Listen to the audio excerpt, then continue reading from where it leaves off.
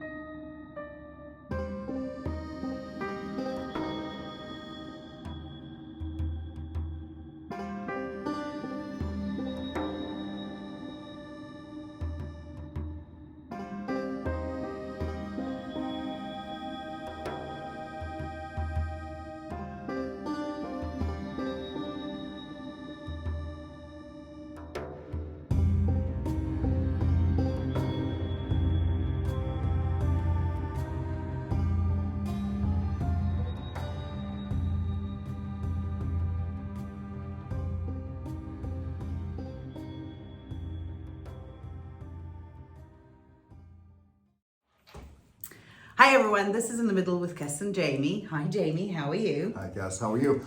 And hi to everyone out there. We hope that you're doing well and that you've had a good start off of the summer.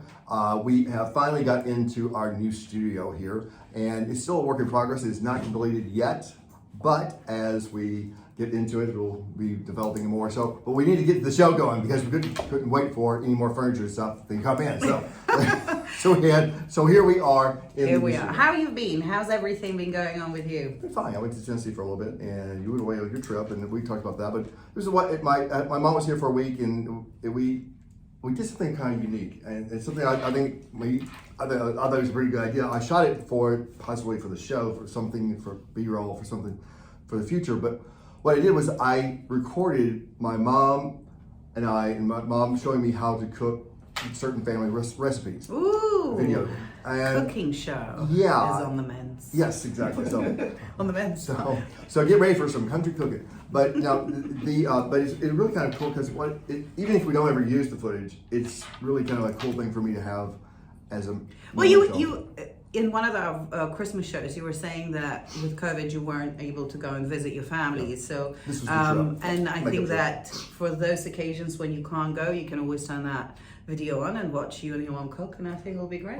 Right. Technology's made life much easier, much better on how you can communicate, and especially with the pandemic, with Zoom and FaceTime and all these ways of communicating that we didn't used to have. At least we had those. Yeah. But now that we're maskless again, and the world's coming back into most of us, if you're vaccinated, and feel comfortable not wearing it, the world's coming back to life again. And so it's nice to be back in the world. It is nice to be back in the world. But listen, we have a very interesting and serious discussion ahead of us. And this is one that I have been very curious about.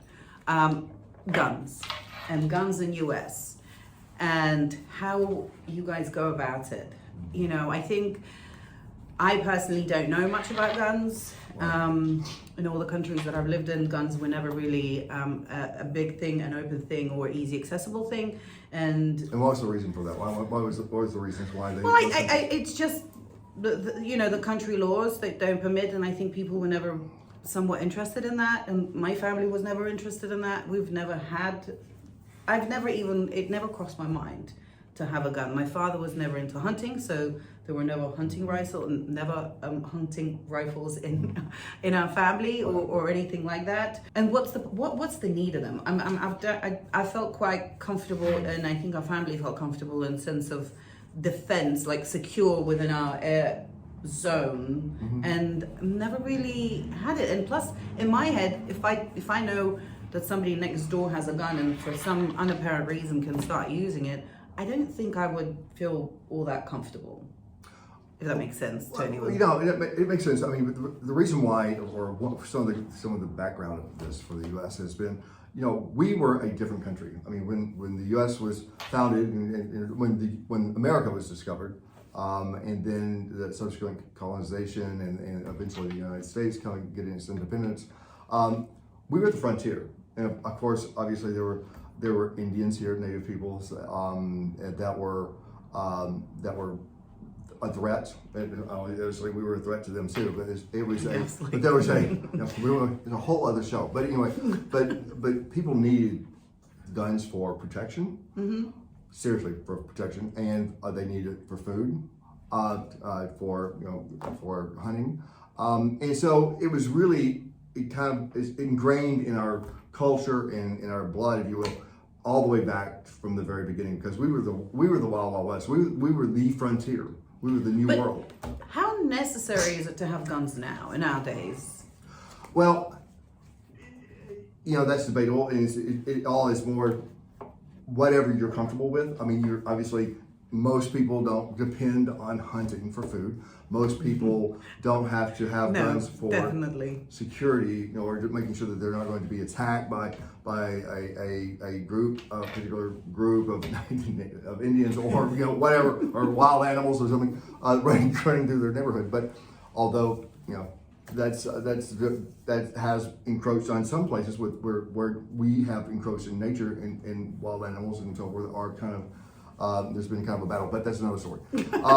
Too many stories. Too many stories. I'm trying to keep. But Jamie, so tell me more about. So I understand the historical idea of how it so happened that you still have a lot of guns in U.S. Right. I get that, and I'm sure that a lot of our viewers do as well. Tell me a little bit more about guns themselves. What is legal to have? What is not legal to have? What's the difference? I'm very unaware. I mean, I know a pistol, maybe a machine gun, and that's about it, really. Yeah.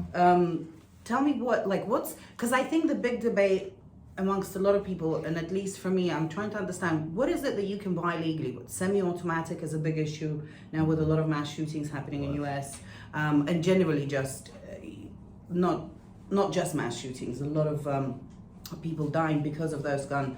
What differentiate for us what those guns are? The majority of the guns that people own in the US are going to be handguns.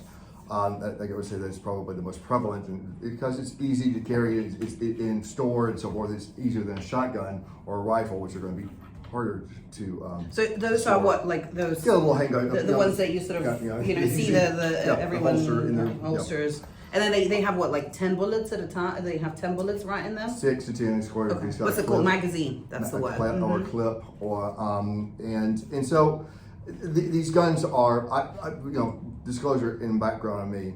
I grew up in a farm in Tennessee, as we've talked about, and I've been around guns my entire life. Now, the difference between the way that I was taught about guns and what I think a lot of people that are out there now and their experience and introduction to guns, we were taught to respect the gun and to fear the gun, because the gun is a very useful tool, but it is also a deadly weapon that you can get yourself or other people killed with.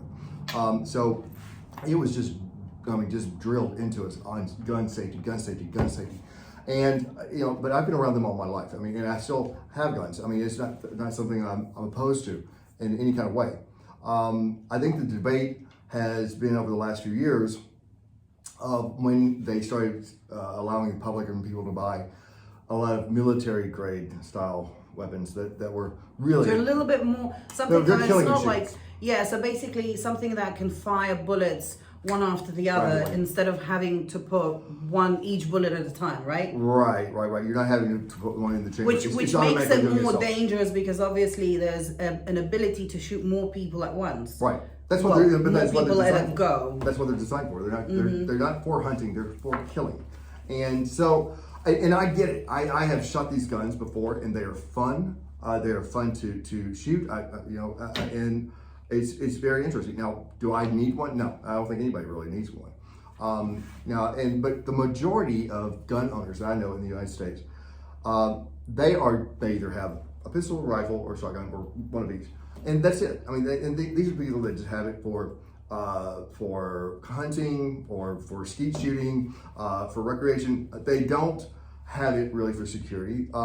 But there is something that's a little bit of a peace of mind knowing that you have a handgun or something that's a little bit of a weapon to protect yourself and others in your family whenever there might be some kind of attack. Now, I think a lot of that fear, which is what that's based on, is promoted and accentuated even more so by what they see, what people see on the news all the time. There's a lot of guns. There's a lot of ability and accessibility of an availability, easy access to those guns. Right. Now, what really do you think is the need to have that? A lot of other countries have quite strict policies and weapon acts and legislation that have gone through, and for instance, UK, very, very strict on guns. You can get a gun, but you have to go jump hoops and all sorts of barriers put there for you to be able to carry a gun or have a gun. Russia, for the same, quite strict. You have to get a medical form, you have to get mental state form, and most of it is you can buy guns for hunting or sport, but you have to carry it in a proper way, transport in a very proper way. You have to have paperwork for it, so it's not as easy as as it is here. Right. When you can walk into a store. I guess show your ID that you're over 18. I think it's over 18, right? So. And then you end up with a gun. And nobody really checks on your mental state, your where your head's at, why you want that. A lot of people, and from what we know with the mass shootings that go on, people are frustrated, pissed off, annoyed, got to a level where they no longer can contain themselves, and so they're thinking, let me get a gun, I'll go and shoot everyone. Right. And then shoot themselves, which then, is the next point of suicide. But, I want to separate those two because I think this is very important to understand why the accessibility to weaponry is so easy. And you guys still stick by that. Well, I think we've had a very powerful gun lobby in the last few decades that has really made it easier to access. But the guns have always been guns and gun shows and access to guns and selling guns privately. That's always been part of the U.S. That's not going to go away. I believe that having a conversation or starting a conversation that's going to give people fear or concern that their right to have a gun, even if they don't own a gun. I know a lot of people like this, even that don't own a gun, but they want to have the right to have a gun if they want one. So the left and other people that are anti-gun, they every time we have one of these mass shootings, so they kind of jump the gun and say, we're not trying to take away guns, but we want to regulate and put. Well, what's wrong with regulation? No, there's nothing wrong with it. But then within a week, I'm not kidding, I've watched this happen time and time again. Within a week, one of them or several of them will finally show their true colors and say, no, we need to take away guns. I mean, and I'm like, well, then you've blown the entire conversation, because you can't even get gun restrictions or gun background checks and those, improvements on the laws that we have right now. Well, listen, because when they jump like that or they say something like that, it just frightens off everybody, including those people that are in the middle about the issue. Right. Well, an interesting point that I've heard recently is that the American Asians, for instance, who have been a sort of a community of people that did not want guns or never had guns, are now, after the mass shootings, want to get guns, which to me sounds almost bizarre.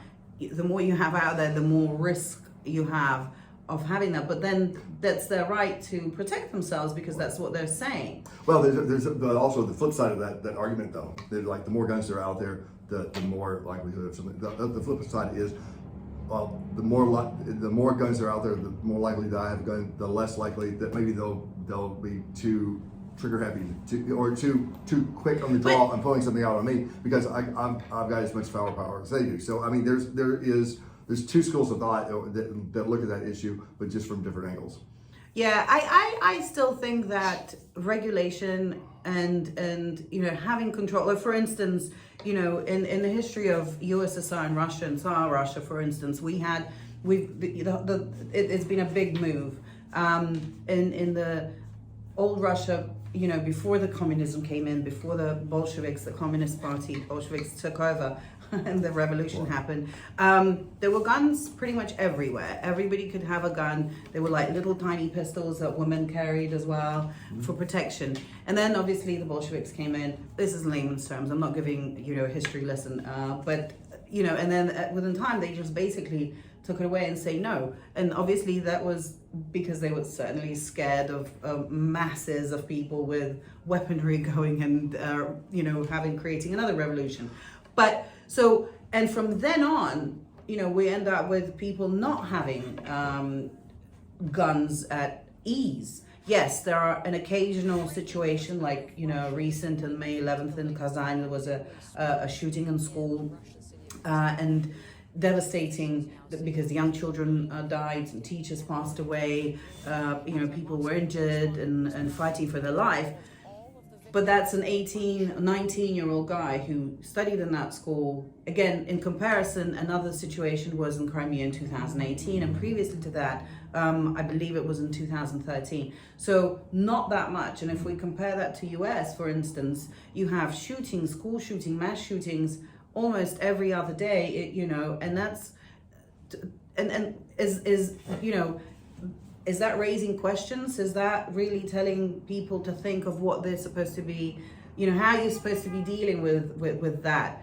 And is control of weaponry or stricter rules on weaponry would actually achieve anything? Well, I think that there are plenty of laws that are already on the books that are not being properly enforced. And it's everyone's responsibility. Let me say this. The overwhelming, and I mean extraordinarily overwhelming majority of gun owners in the United States are responsible, safe, reliable. They are not a threat. They are stable. I mean, there's nothing wrong with somebody that owns a gun. They're not mentally disabled or ill, or they're threats. It is their right to have a gun. So there's a lot of judgment and kind of almost name calling, if you will, by anti-gun people on those who do want a gun. But so you have a very, very, very large or huge, like 99% of the gun owners in the U.S. are going to be responsible gun owners and good citizens.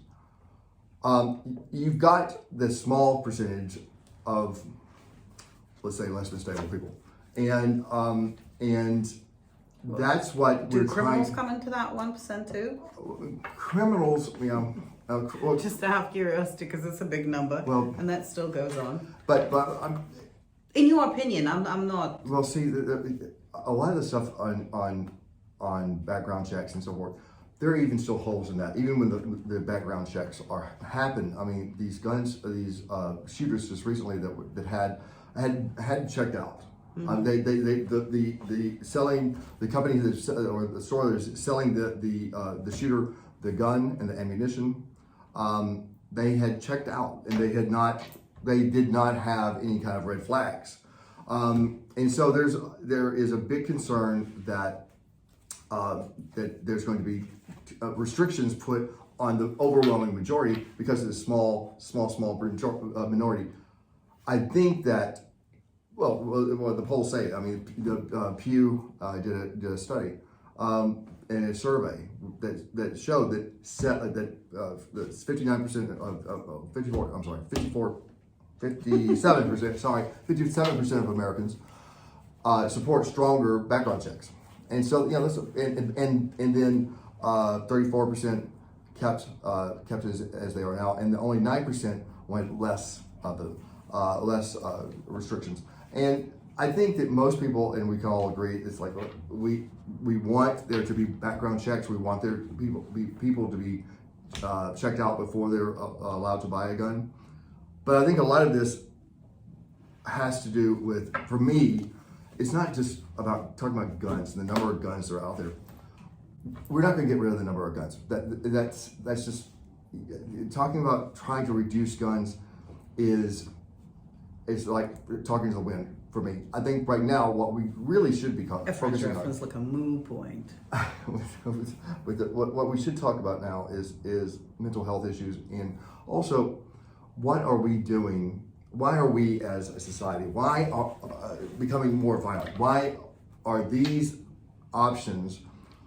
Or why are these shootings and using guns as a way of retaliation, of defense? I mean, when I say defensive, you've been like upset about something, you've got to fire. I spoke about this in the car, and we've agreed on the point that okay, having guns, maybe a little stricter rules on who can buy it, right. But at the same time, the deeper issue is really why are people getting so frustrated? Why are people getting so... And why is it escalating to a point where they feel like they need to go into their former workplace and shoot everyone? And, it all comes down to, life. And it does. I mean, life how you deal with life. How you deal with life. But then... I get it.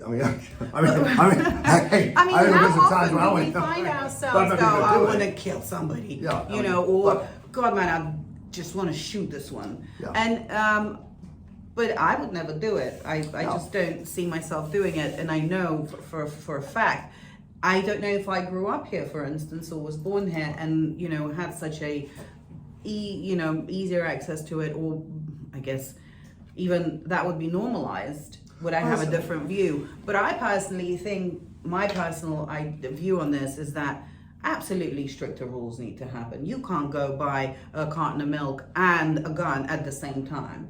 I mean, just with the same ease. It shouldn't be possible. Well, it's not quite that easy. But I think still there's got to be regulations. I think maybe an account for all the guns that are out there. But and I totally agree. And I think the overwhelming majority of Americans agree that that's needed, or at least should be enforced what we have on the books. But the anti-gun lobby or the forces that are against guns whatsoever, they cannot help themselves but to come out and we've got to take away guns. Beto O'Rourke, when he was running for office, or when he was campaigning for somebody, he was out on the campaign trail, and he said, "We're coming after your AK-47s." I'm like, dude, you just lost your election. I mean, because that was in Texas. I'm like, really?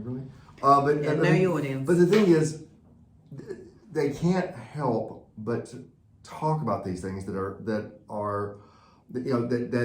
are non-starters with even the people that don't own guns, but they still want to have the right to have a gun.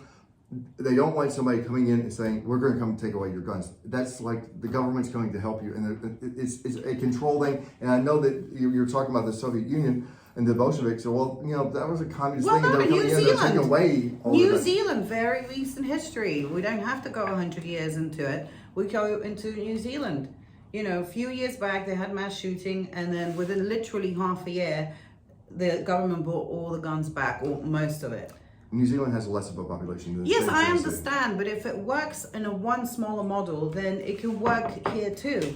It can work because I think it's a mental health. Yes, I understand the freedom of wanting to do whatever, and owning a gun is a constitutional freedom. Mm-hmm. But at the same time, what's more constitutional, to have a life, to be able to live, or to not, or to have, or to constantly be scared that some Tom, Dick, and Harry will walk into the shopping store, supermarket, and or a corner store because he's pissed off with life, and Well, some people let's decide he thinks like they don't have to. No, you're right. I mean, And then kill himself because that's really great.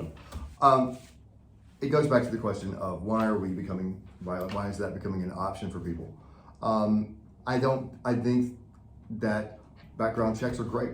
I want them to check you out. I want to make sure that you're not some idiot that you whacked out job. But a background check doesn't really check if you're an idiot or not. But Sorry, there's true. something to slow it down.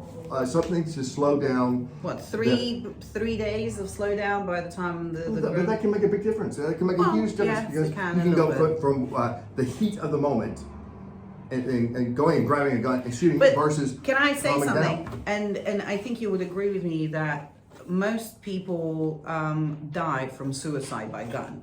And so if we're talking about that, then really, I know for a fact from personal experience that if somebody decides to kill himself or herself, they will do it. Whether it's going to happen today, tomorrow, in 3 days, or in 3 months. Right. And no background check is going to help. And That's correct. that's just the bottom line of it. That is correct, but I think what the interesting thing is about the numbers, and you're absolutely correct, guys. And it's suicide, and that's a issue that is going to, it's not going to be eradicated just because the guns are limited or restricted. But I think that where the media and other forces play a role in blowing up the numbers incorrectly. Is, we had in the U.S., just for example, in 2019, we had 38,300 deaths that involved guns. Now, of those, 23,900 were suicides, and 1,440 were homicides. So you had it's 6 in 10 of the deaths by firearms in the U.S. are suicides. Now we also feel like, oh my God, they're having all these mass shootings all the time, and there's a huge number of people. It's still a very small fraction, no matter how you count them, it's still a small fraction of the number of people that are killed in the U.S. Each year by either suicide and or a homicide, but usually those are they're one-offs or two-offs. But I also think that it's unfortunate, but sometimes it's easier to draw attention to the issue when there is more than one person that got killed, and I think the mass shootings are one of those, and the tragedies, because there's a little bit more. There's more bone to, there's the whole horror of it. Right. And then when somebody commits suicide, nobody publishes it, nobody discusses it. It's just an individual who decided to do it, and whether we're talking about, maybe you'll discuss the suicide of an actor or a pianist or an artist, but you're not going to be discussing 23,000 individuals. No, right. And unfortunately, that's not the way. So mass shootings is, as horrible as it is unfortunately a way to bring attention to this issue, to the issue of guns, to an issue of easy accessibility. And I understand, and I think this is where me and Jamie might not be quite in the middle together, but I personally think stricter rules, and just basically there is no need for anybody, no person to have guns. I understand that it's something that they should be able to by the freedom of the country that you all live in. Constitution, I understand, but realistically speaking, I'm sorry, but this is something that is so not necessarily right now. You're not defending yourself from your next door neighbor, because if you live in a place where you're defending yourself, then there's a bigger issue there. Then it's a government issue of the establishing, safer ground for people to live in, safer neighborhoods. It's a question of neighborhoods that have to self-control, self-police, and so on and so forth. But again, that's almost another topic altogether. Well, guys, thank you very much for watching. Subscribe, like, hit that bell, and we'll be seeing you, watching you. Well, we'll be watching you too, but seeing you soon. Bye, everyone.